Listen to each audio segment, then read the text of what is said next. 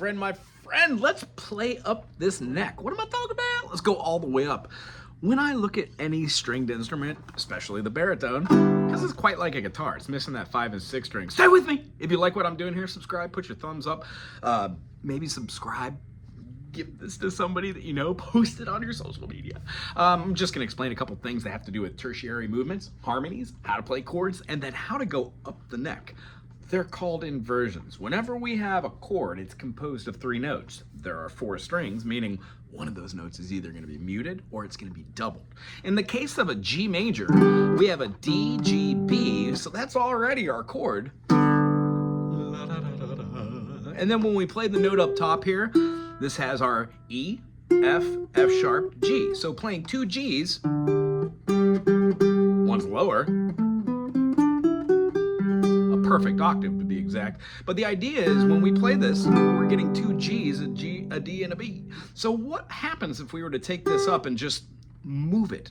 The idea is you can call it many different things. It's really associated with something called the caged system, meaning if you can play a C, and you can play an A, and you can play a G, and you can play the E, and you can play a D, then you can move all of these shapes up the fretboard using a B-A-R-R-E bar to achieve a different chord. It just so happens the D, when you say D, D sharp or E flat, E, F, F sharp or G flat, G, when we play this 3-note shape, it gives us the same chord. However, it changes the intonation, meaning some of the notes you hear are going to be low. Some of the notes you're going to hear are going to be high. It changes where they resolve and how they hear or how they vibrate your ear. So one of the hardest things in the beginning is knowing that when you're playing, like, let's say a 3-chord song, how about like G major, C major, D7 or F sharp diminished, then back to G. We can see it as playing as this G major, this C major, this D7, and then back to the same. We can also move these notes up top.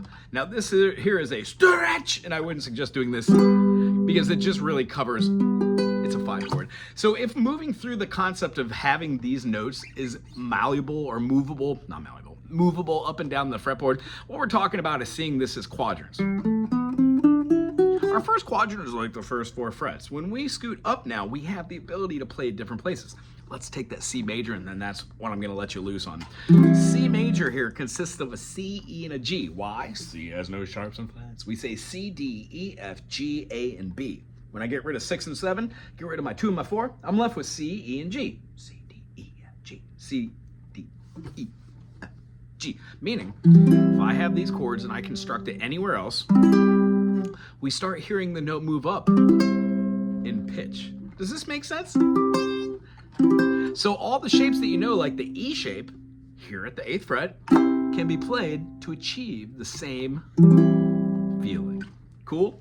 Now here's the end goal. Once you learn how to play a couple different songs, a couple progressions, you can utilize these different notes for your cadences. So if you're doing something in the key of G, and then you go to, let's say your relative minor, the E minor, well, gee golly, you can play E minor like this, E minor like this. You could have your, move it up to play this, E minor. You could play this. See how these shapes keep moving? So a cool little run would be something like,